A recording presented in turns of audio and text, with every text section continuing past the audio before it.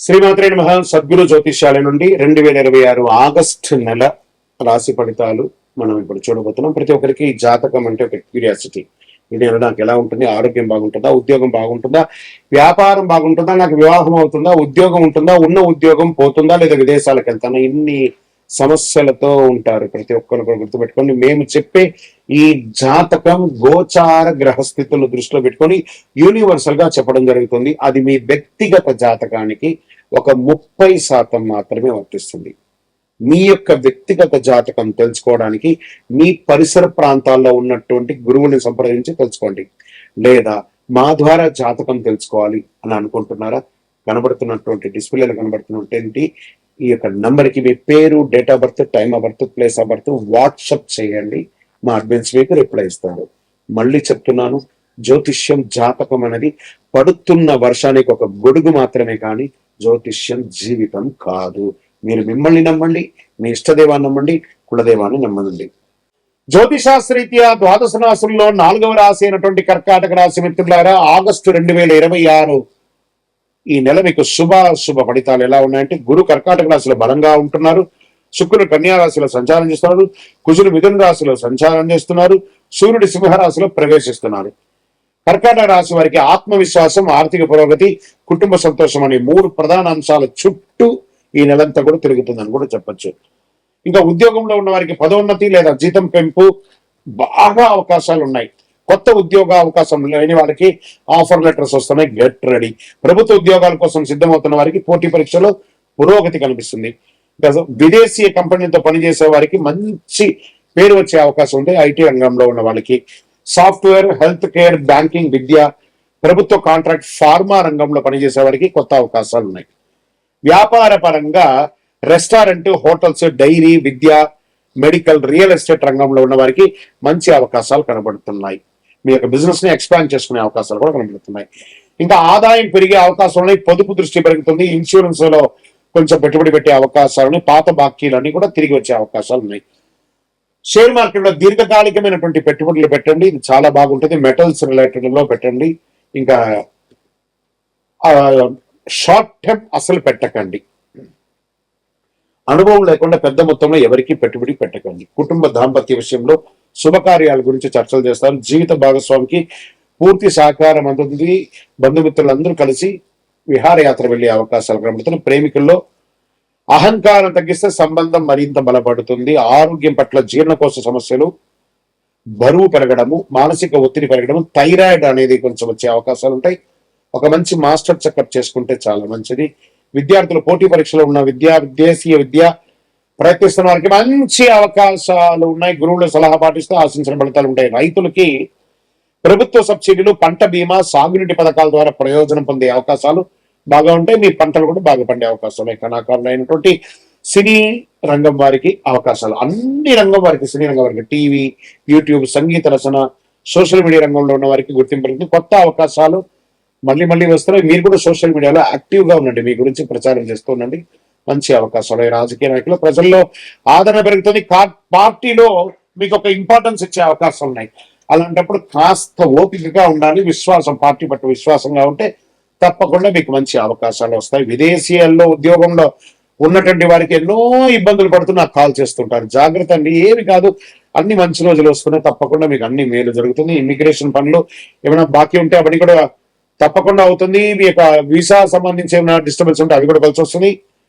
Court కేసులో నెమ్మదిగా అనుకూల పరిణామాలు మాస ద్వితీయంలో వచ్చే అవకాశాలు ఉన్నాయి.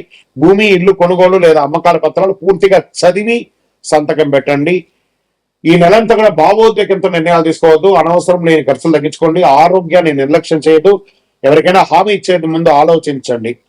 ఇంకా పరిహారాల్లో ప్రతి సోమవారం పరమేశ్వరుడికి అభిషేకం చేయండి. ఓం నమశివాయ అనే మంత్రాన్ని 108 సార్లు పారాయణించండి.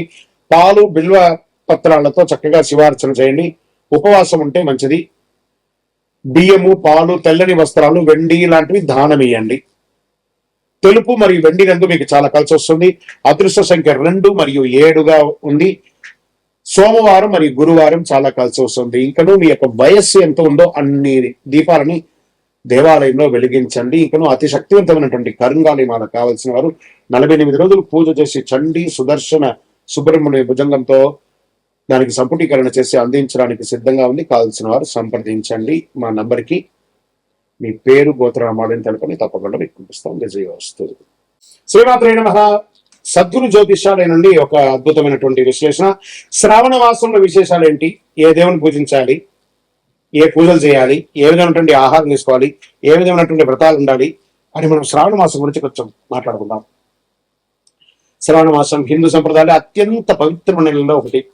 వర్షాకాలంలో వచ్చే ఈ మాసం శివుడు, మహావిష్ణు, మహాలక్ష్మీదేవి, నాగదేవతలు, శ్రీకృష్ణుడు వంటి దేవతల ఆరాధనకు ఎంతో శుభప్రదమైనటువంటిగా భావిస్తారు. ఈ నెలలో పూజించే పూజలు, జపాలు అనేక రకమైన ఫలితాలు ఇస్తాయి. పరమశివుడు శ్రవణ మాసాధిపతి. శ్రవణ మాసంలో ప్రధానంగా పరమశివుడికి ఆరాధన అత్యంత శ్రేష్టకరం. ఎలా పూజించాలి? శివలింగానికి అభిషేకం చేయాలి. ఓం నమ శివాయ అనే మంత్రం 108 1000 సార్లు జపం చేయాలి. పాలు, నీరు, తేనె, చెరుకు రసం, బిల్వదళాలతో అభిషేకం చేయాలి. రుద్రాభిషేకం, మహన్యాసపూర్వక ఏకాదశ రుద్రాభిషేకాలు కూడా చేయొచ్చు. దీనివల్ల ఆరోగ్యం, ఐశ్వర్యం, పాపక్షయం, శనిరాహు కేతు దోషాల ఉపశమనం జరుగుతుంది. శ్రీ మహాలక్ష్మీదేవిని కూడా శ్రావణ మాసంలో ప్రతి శుక్రవారం మహాలక్ష్మి ఆరాధన విశేష ఫలితాలు ఇస్తుంది. వరలక్ష్మి వ్రతం కూడా చేస్తారు. కమల పూలు లేదా తెల్లని పూలతో అర్చన చేస్తారు. శ్రీశక్తి లక్ష్మి అష్టోత్తర పారాయణ ఇస్తారు. నెయ్యి దీపం వెలిగిస్తారు. దీనివల్ల ధనవంతులు అవుతారు. కుటుంబ సౌఖ్యం పెరుగుతుంది. వ్యాపార అభివృద్ధి పెరుగుతుంది. శ్రీ మహావిష్ణువుని కూడా ఈ శ్రావణ మాసంలో ఆరాధించడం, శ్రావణ మాసంలో ఏకాదశి రోజున మహావిష్ణువు ఆరాధించడం అత్యంత శుభప్రదం. విష్ణు సహస్రనామ పారాయణం, ఓం నమో నారాయణ, ఓం నమో భగవతి వాసుదేవాయన మంత్రం చెప్పండి. పాప విమోచన, మనశ్శాంతికి శ్రేయస్సిస్తుంది. మరి ఈ శ్రావణ మాసంలో నాగదేవతలు ఎందుకు పూజిస్తారు? ఈ మాసంలో వచ్చే నాగపంచమి రోజు నాగదేవతల ఆరాధనకు ప్రత్యేక ఆరాధన ఉంది. నాగదేవతలకి పాలు కాకుండా పసుపు కుంకుమ పూలతో పూజ చేయడం శాస్త్ర సమ్మతంగా భావించబడింది. అందుకని పాలు పుట్టలో తీసుకెళ్ళి లీటర్ పాలు పోతే అది ఎక్కడ ఉంటుంది? సుబ్రహ్మణ్య స్వామిని దర్శించుకోవడం శుభప్రదం. నాగదోష నివారణ, సంతాన ప్రాప్తి, కుటుంబంలో కలతలన్నీ కూడా తొలగిపోతుంది. శ్రీ సుబ్రహ్మణ్య స్వామి ఆరాధన కూడా ఉంది. ప్రతి మంగళవారం లేదా షష్ఠి తిథుల నాడు సుబ్రహ్మణ్య స్వామిని పూజించడం మంచిది. ఓం శరవణమహాయ నమః జపం చేయడం, కుంకుమార్చన చేయడం, పాలాభిషేకం చేయడం. దీనివల్ల వివాహాటంకాలు తొలగి సంతాన సౌభాగ్యం పెరుగుతుంది. శ్రీకృష్ణుడి కూడా ప్రార్థన చేస్తున్నాం. ఇదే రోజు కృష్ణాష్టమి వస్తుంది కదా. శ్రీకృష్ణ జన్మాష్టమి శ్రావణ మాసంలో వచ్చే శ్రీకృష్ణ జన్మాష్టమిలకు శ్రీకృష్ణ ఆరాధన విశేష ఫలితాలు ఇస్తుంది. గీతాపారాయణం, ఓం కృష్ణాయ నమః, వెన్నపాలు, పండ్లు నైవేద్యం చేయండి.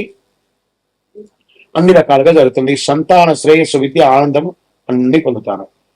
ఏ వారంలో ఏ పూజ చేస్తే ఈ శ్రావణ మాసంలో బాగుంటుందంటే సోమవారం పరమశివుడికి, మంగళవారం సుబ్రహ్మణ్య స్వామి హనుమంతుడికి, బుధవారం మహావిష్ణువు అయ్యప్ప స్వామికి, గురువారం దక్షిణామూర్తి శ్రీమన్నారాయణుడికి, శుక్రవారం మహాలక్ష్మి ముగ్గురు అమ్మకు ప్రార్థన చేయడం, శనివారం శనిదేవునికి, హనుమంతుడికి, ఆదివారం సూర్యనారాయణ ప్రార్థన చేయడం మంచిది. ఈ మాసంలో చేయవలసినటువంటి దానాలు ఏమైనా ఉన్నాయా అంటే అన్నదానం అన్నిటికంటే మంచిది, గోసేవ మంచిది, వస్త్రదానం మంచిది, పండదానం మంచిది, విద్యార్థులకు పుస్తక దానం మంచిది, దేవాలయాల్లో దీపారాధనకు నూనె ఇవ్వడం మంచిది. సరే, ఈ శ్రావణ మాసంలో మనం ఏమేమి చేయకూడదు అంటే అసత్యం మాట్లాడకూడదు, పెద్దలను అవమానించకూడదు, ఆహారాన్ని వృధా చేయకూడదు, కోపం, ద్వేషం, అనవసరమైనటువంటి వాగ్వివాదాలకి దూరంగా ఉండడం, ధర్మ విరుద్ధమైనటువంటి పనులు చేయకూడదు. శ్రావణ మాసం యొక్క ప్రధానంగా మనం ఏం చెప్పుకుంటామంటే శివారాధనతో పాపక్షయం, లక్ష్మీ ఆరాధనతో ఐశ్వర్యం, విష్ణుభక్తితో శాంతి, ధనధాన్యాల ప్రాప్తి అవుతుంది అని చెప్పి శ్రావణ మాసాన్ని మంచిగా పండగ వాతావరణంతో కూడిన ప్రతిరోజుగా భావించి అందరూ పూజించుకోండి. ఉపవాసాలు కూడా ఉండడానికి ప్రయత్నం చేయండి. ఆరోగ్యంగా ఉంటారు, ఐశ్వర్యంగా ఉంటారు, సంతోషంగా ఉంటారు. విజయవస్తు.